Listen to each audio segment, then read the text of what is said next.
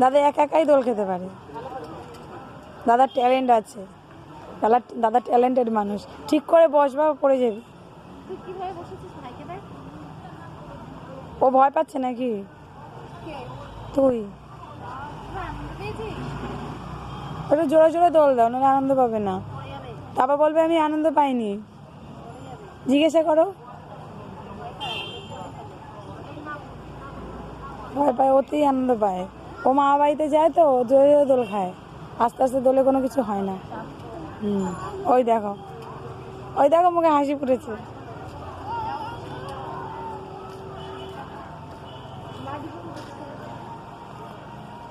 ও কি লজ্জা পেলো?